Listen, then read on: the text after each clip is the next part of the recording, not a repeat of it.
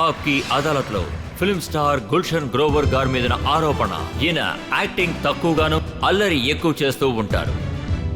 గుల్షన్ గారు చాలా మంది అంటుంటారు, చిన్నప్పుడు మీకు ట్రైనింగ్ జరిగింది, అది ఇప్పటి వరకు మీకు సాయపడుతుంది. నేనేం విన్నానంటే మీ మొదటి రోల్ రామ్ లీలా సినిమాలో ఒక చిన్న కోతి క్యారెక్టర్ చేశారు. అవును, ఇది నిజమే. ఢిల్లీలో బద్రీనగర్లో అదే రామ్లీలా మా నాన్నగారే రాసి డైరెక్ట్ చేసేవారు. అప్పుడు నాకు హనుమాన్ అంటే వానర సేనలో రోల్. అప్పుడే నా లైఫ్ స్టార్ట్ అయింది. తర్వాత మీరు ముంబైకి వచ్చిన తర్వాత మీకు యాక్టింగ్ ఛాన్స్ వచ్చిన తర్వాత ప్రతిసారి మీరు గెటప్లోనే మీరు ఫోకస్ చేశారు తప్ప యాక్టింగ్లో ఫోకస్. సార్ సినిమాలో ముఖం మీద మచ్చలతో కొంచెం, రామ్ లఖన్లో కేసరి ఆఫ్ బిలాతిలో బ్యాట్మ్యాన్,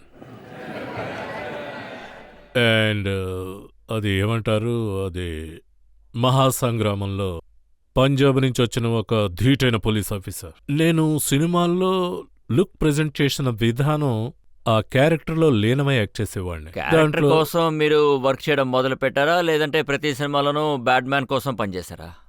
ఇందులో ఏమన్నా ప్రాబ్లం ఉందా? ప్రజలందరూ ఈ క్యారెక్టర్లు ఎంతో ఎంజాయ్ చేశారు, అందువల్లే ఆ క్యారెక్టర్ ఎంతో పేరొచ్చింది. बैड मैन कल्लू कल्लन कालिया लोग देते हैं मुझको गालियां। पंजाब में ऐसा होता है? अरे हमारे पंजाब में ऐसा नहीं होता। लुकस गुड लुकस बैड पर लुका नॉट अगली. ఇటువంటి చాలా లైన్స్ ఉన్నాయి. ఇలాంటి క్యారెక్టర్స్ స్క్రీన్ మీద చూసినప్పుడు ప్రజలకి ఒక విధంగా జ్ఞాపకం వస్తుంది, ప్రజలు వెంటనే ఐడెంటిఫై చేస్తారు. అండ్ ఇంతవరకు చూసారంటే గబ్బర్ డైలాగ్ అయినా, మొగెంబో డైలాగ్ అయినా, ఇంకా నా బ్యాడ్మెన్ డైలాగ్ అయినా, అందువల్ల ఆ క్యారెక్టర్స్కి అంత పేరు వచ్చింది. ఇప్పుడు మీ రాబోయే సినిమాలో పేర్లు చూసారంటే, ఒక సినిమా పేరు పెళ్లికి ముందు, ఆ తర్వాత తలుపు మూయాలి, ఆ తర్వాత ఉంపుడు గత్తి. నేను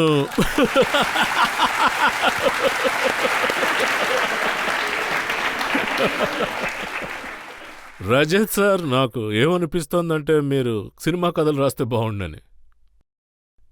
ఎందుకు ఇలా అంటున్నానంటే, మీరు ఎంతో అందంగా దాన్ని అలా కనెక్ట్ చేశారు. నిజంగానే చాలా చాలా బాగుంది.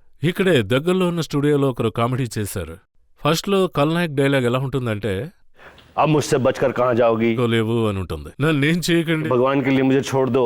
అప్పుడు ఇంత అందమైన इतनी खूबसूरत चीज और भगवान के लिए छोड़ दूं तो मैं क्या खाऊं प्रसाद. ఆ తర్వాత ఆ అమ్మాయి పారిపోతుంది. ఆ అమ్మాయి ముందే రజిత్ సార్ నుంచొని ఉంటారు, ఆమె వెనుకే వెళ్ళి పరిగెడుతుంది. అప్పుడు రజిత్ సార్ అంటారు, इसको तो मैंने बचा लिया, अब तुम्हें कौन बचाएगा, कैमरा ऑन करो. సో ఇలాంటి ఒక కథ పాత్రల్ని ఇక్కడికి సృష్టించవచ్చు. వచ్చేటప్పుడు మిమ్మల్ని ఎవరు కాపాడతారని అనుకున్నారా? నన్ను కాపాడేది వీళ్ళ ప్రేమాభిమానం. నన్ను ఎంతగానో కాపాడుతూ ఇలా 22 సంవత్సరాలుగా కాపాడుతున్న ఈ ప్రజలంతా నేను సంపాదించుకున్నాను. అలాగే నా ప్రజల్ని ఎంటర్టైన్ చేశాను. ఈ విషయమే నన్ను కాపాడుతుంది. దీన్ని మనసారా ఒప్పుకుంటున్నా.